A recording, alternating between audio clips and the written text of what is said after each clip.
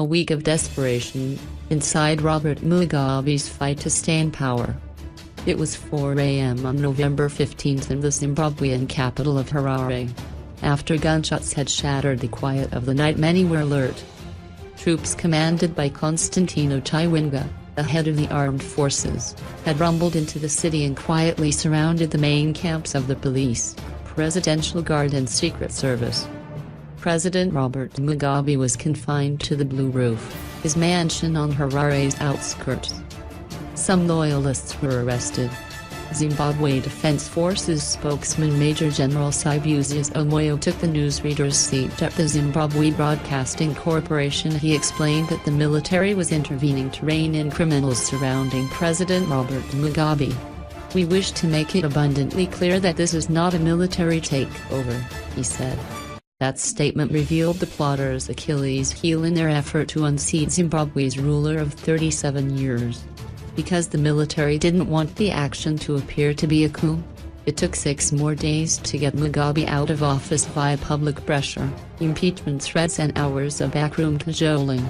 The military and its backers knew that in recent years, the African Union, the continent's intergovernmental forum, had suspended countries where the army has overthrown the government. Just as important, perhaps, 93-year-old Mugabe had helped lead Zimbabwe to independence in 1980 and was still a revered figure, particularly within his party. Even after he had run the economy into the ground and ordered brutal crackdowns on his own population, that hesitance gave Mugabe, the master tactician, leverage. In the days that followed, he had an emotional breakdown, gave a cryptic speech disputing the army was in charge, and even presided over a university graduation ceremony, all as his opponents despaired and the world watched. This is the story of those days. Events started to spiral out of control on November 6, when Mugabe favored his wife, Grace, 52, after a years-long succession battle. He fired her rival, Vice President Emmerson Mnangagwa, and brought a power struggle between two factions in the ruling party, the Zimbabwe African National Union Patriotic Front, to a head. Mnangagwa, 75, had served in Mugabe's cabinet for much of the time since independence in 1980. For long periods, he was in charge of the security and intelligence services, the very instruments Mugabe had used to shore up his power.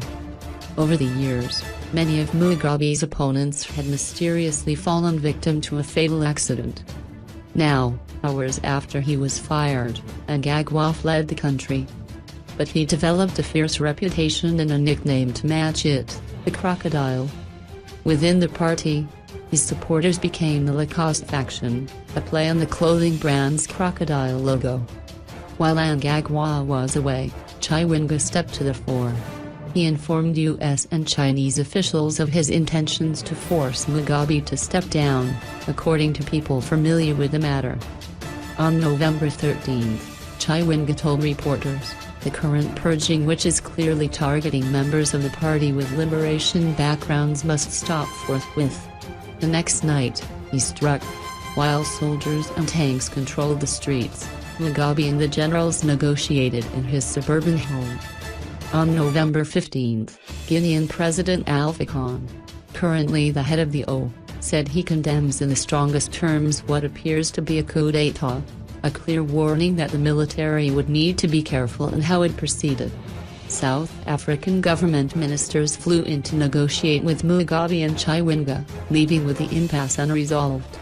Mugabe's political backing crumbled all at once.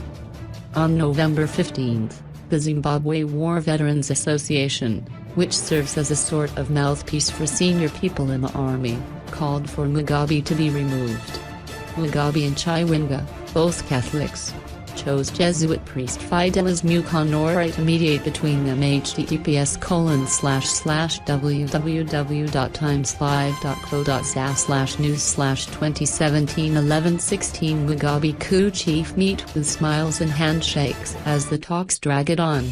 On November 18, thousands of people flooded Harare's city center to send a message to the man who had gone from liberation hero to ruthless despot. They cheered Chiwenga, swarmed the tanks and took selfies with the soldiers. with typically Zimbabwean humor. At least one poster had a clear message for Grace: leadership is not sexually transmitted. "This is it, he must go," said Ronald Mupfumi, a 29-year-old unemployed graduate who joined the throng in Harare's streets. "These guys made us suffer for a long time." At times during the talks, Mugabe's emotions got the better of him. He had always been alive to potential threats to his power, but he was now stunned by the ease with which he had been captured. At times he broke down, calling for his first wife, Sally, who died of cancer in 1992, and his son Hamadzinika, who died aged 3 from cerebral malaria in 1966, according to people with knowledge of the matter. The Jesuit priest assisting him during the discussions had to remind Mugabe to eat and bathe, they said. Grace, a bold public presence over the last few years, was out of sight. On November 19, the shifting balance of power flipped the ruling party, which had only just endorsed Mugabe's dismissal of Mnangagwa. Now, all 10 of the ZANU-PF's provinces voted for Mnangagwa to replace Mugabe as party leader. Grace and some of her supporters were expelled and, the party said, should be prosecuted for their involvement in corruption. It again appeared Mugabe was done for. His age was showing. When he appeared on national television that night, sunken into a high-backed chair, flanked by generals, many Zimbabweans thought he would announce his resignation. According to people familiar with the matter, he had just told those very generals that's what he would do. For 20 minutes the president rarely looked up as he haltingly read a meandering and verbose speech. The military's intervention did not amount to a threat of our well-cherished constitutional order, Mugabe said. Nor was it a challenge to my authority as head of state and government. Not even, as commander-in-chief of the Zimbabwe Defence Forces. To the man, the command element remained respectful and comported.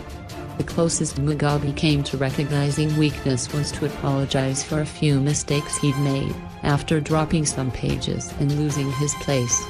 Chiwenga had to lean over to point him to the right spot. Mugabe's defiance was forcing his challengers to either go through with the military coup or press on through political channels. Senior ZANU-PF officials started poring over the constitution. It was perhaps unsurprising that a man with 7 university degrees would make them work for their prize. But the genie was out the bottle, and ZANU-PF started impeachment proceedings on Monday. On Tuesday afternoon, Mugabe caved in. At 5:56 p.m., the Speaker of Parliament, Jacob Mudenda, interrupted the hearings to read out a letter he just received from Mugabe. As soon he uttered the words that Mugabe would depart, the lawmakers roared and cheered in jubilation. Unbridled celebrations burst out into the streets.